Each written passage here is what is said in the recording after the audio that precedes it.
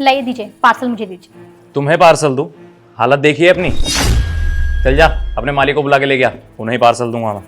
अरे मैं ही इस घर की मालकिन हूँ, आप मुझे दे दीजिए पार्सल। क्या कहा तूने? तू इस घर की मालकिन है? अबे अपनी हालत देखी है, किस एंगल से तू इस घर की मालकिन लग रही है। खैर इसमें तुम्हारी गलती नहीं है। आजकल ना घर के मालिकों की यही दिक्कत है, नौकरों को सर पे चढ़ा लेते हैं और तुम जैसे नौकर उनके सर पे तांडव करते हैं। चल जा, अपने मालिक को बुला के ले गया, बकवास मत कर। अरे आप गलत समझ रहे हैं, ऐसा कुछ भी नहीं है, आप मेरी बात तो सुनिए।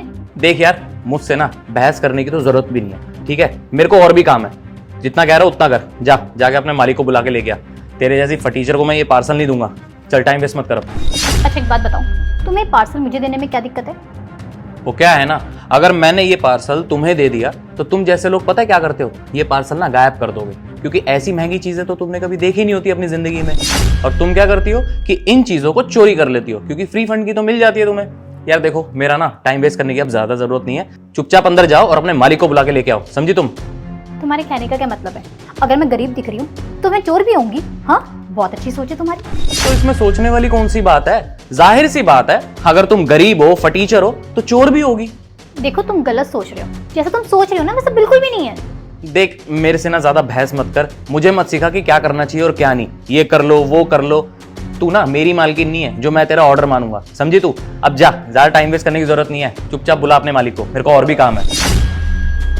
अरे साहब, आप आ गए। अब ये लीजिए आपका पार्सल। मालकिन, मैं कैसा लग रहा हूँ? बहुत अच्छा लग रहा है। क्या मालकिन?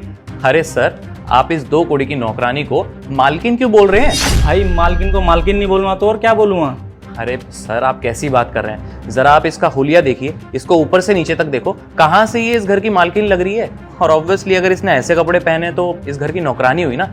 और आप अपने आप को देखिए, आपने इतने अच्छे कपड़े पहने हैं तो आप ही इस घर के मालिक होंगे ना। अरे भाई, मेरे घर में ना शादी है और मालकिन ने साहब के नए कपड़े मुझे दे दिए हैं और कुछ कपड़े नए दिलाए हैं।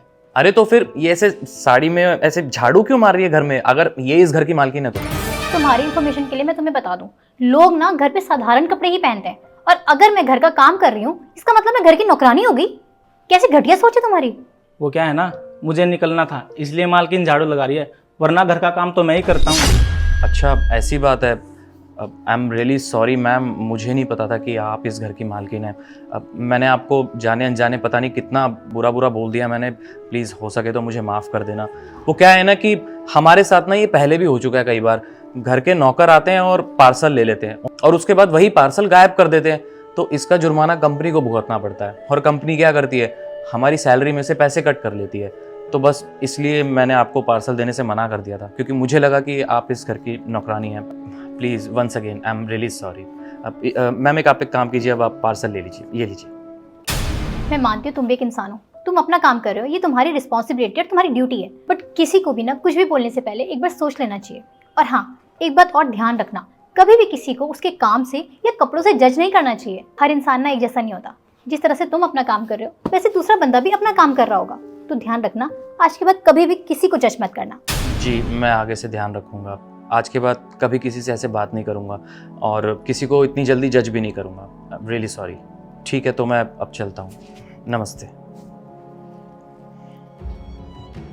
अच्छा मालकिन, मैं चलता हूँ। ठीक है, अब तुम जल्दी से जाओ, और हाँ किसी भी चीज़ की जरूरत हो ना तो मुझे फ़ोन कर देना, मैं भिजवा दूँगी। ठीक है।